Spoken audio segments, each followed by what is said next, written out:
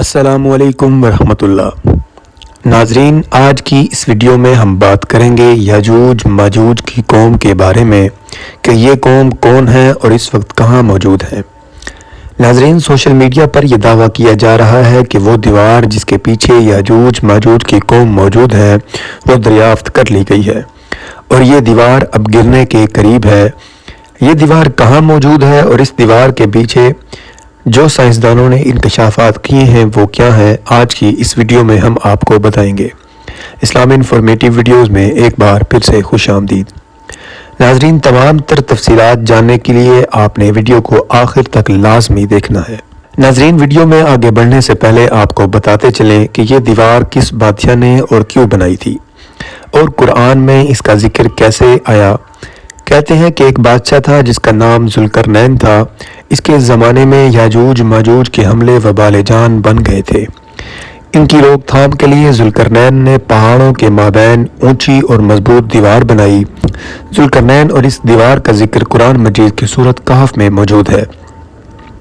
ناظرین، یہاں جو ذوالقرنین کا ذکر ہے وہ کون ہے، اس پر مفسرین کے درمیان اختلاف ہے۔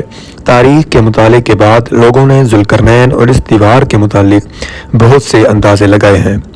بہت سے قدیم علماء اور مفکرین سکندر اعظم کو ہی ذوالقرنین مانتے ہیں، مگر بعض اس کا انکار کر کے یہ دلیل پیش کرتے ہیں کہ ذوالقرنین دراصل حضرت سلیمان علیہ السلام کا خطاب تھا۔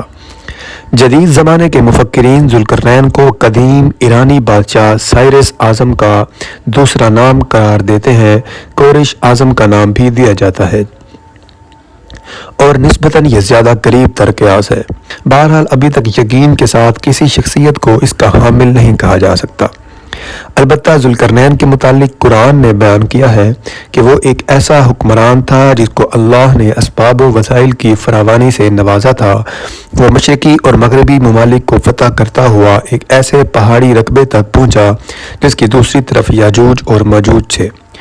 قرآن مجید کی سورۃ کہف میں بحوالہ یاجوج ماجوج ذوالقرنین کے حالات بیان کرتے ہوئے کہا گیا ہے کہ جب وہ اپنے شمالی مہم کے دوران 100 دیواروں یعنی پہاڑوں کے درمیان پہنچا تو وہاں اسے ایسی قوم ملی جس کی زبان ناقابل فہم تھی۔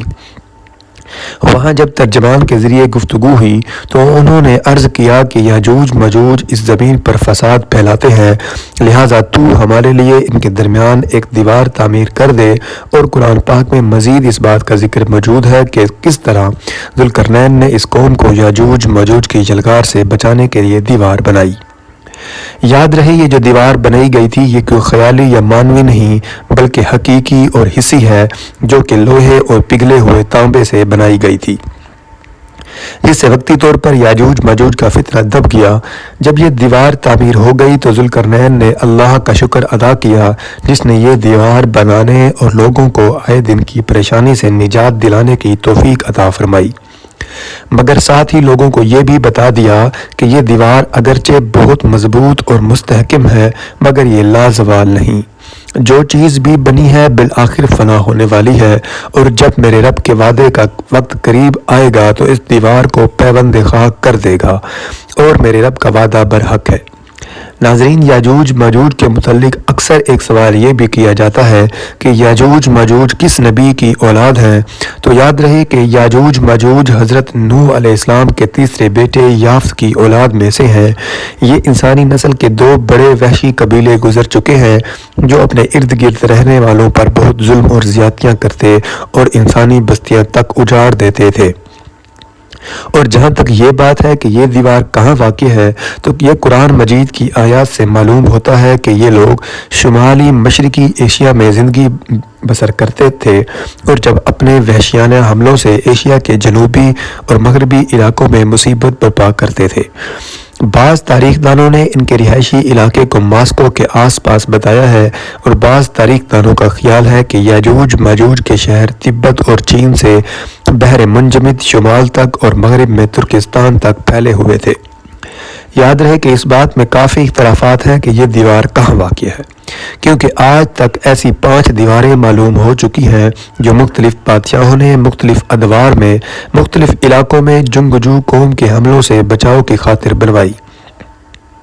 ان میں سب سے زیادہ مشہور دیوار چین ہے، جس کی لمبائی کا اندازہ 1200 میل سے لے کر 1500 میل تک کیا گیا ہے اور اب تک یہ موجود ہے۔ لیکن واضح رہے کہ دیوار چین لوہے اور تانبے سے بنی ہوئی نہیں ہے، یہ ایک عام مسالے سے بنی ہوئی دیوار ہے۔ بعض کا اصرار ہے کہ وہ دیوار مارب ہے جو یمن میں ہے، لیکن یہ دیوار سیلاب کو روکنے اور پانی ذخیرہ کرنے کے لیے بنائی گئی ہے، ویسے بھی وہ لوہے اور تانبے کی بنی ہوئی نہیں ہے۔ اور علماء اور مفکرین کے گواہی کے مطابق سرزمین قفقاز میں دریائے خنزر اور دریائے سیاح کے درمیان پہاڑوں کا ایک سلسلہ ہے جو ایک دیوار کی مانند شمال اور جنوب کو ایک دوسرے سے جدا کرتا ہے۔ اس میں ایک دیوار کی طرح کا ایک درہ بھی موجود ہے۔ یہاں اب تک ایک قدیم لوہے کی دیوار نظر آتی ہے۔ اسی بنا پر بہت سے لوگوں کا نظریہ ہے کہ دیوار ذوالقرنین یہی ہے، اور اسی پر سائنسدانوں کا بھی اتفاق ہے اور ان کا کہنا ہے کہ اب یہ دیوار گرنے میں زیادہ وقت نہیں ہے۔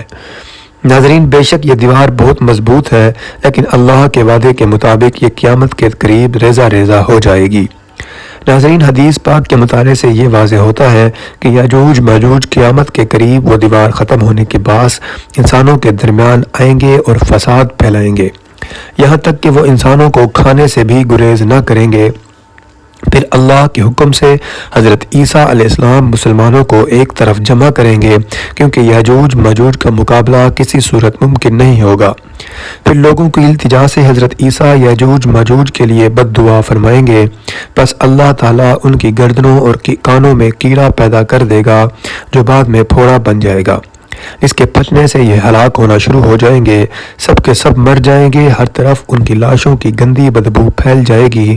پھر عیسیٰ ابن مریم دعا کریں گے تو اللہ تعالیٰ اونٹ کی گردن برابر پرندے بھیجیں گے جو ان کی لاشوں کو اٹھا کر نہ جانے کہاں پھینک دیں گے۔ پھر بارش ہوگی جس سے زمین صاف اور شفاف ہو جائے گی اور ہر طرف ہریالی اور خوشحالی ہوگی۔ ناظرین، امید ہے اسلام انفارمیٹیو چینل کی یہ ویڈیو آپ حضرات کے لیے فائدہ مند ثابت ہوگی۔ ویڈیو پسند آئے تو اسے لائک ضرور کریں اور شیئر کرنا ہرگز نہ بھولیں۔ ناظرین، کمنٹ کر کے حوصلہ افزائی بھی کیا کریں، اور چینل پر نئے ہیں تو چینل کو سبسکرائب بھی کر دیں۔ اللہ آپ کا حامی و ناصر ہو۔ والسلام، شکریہ۔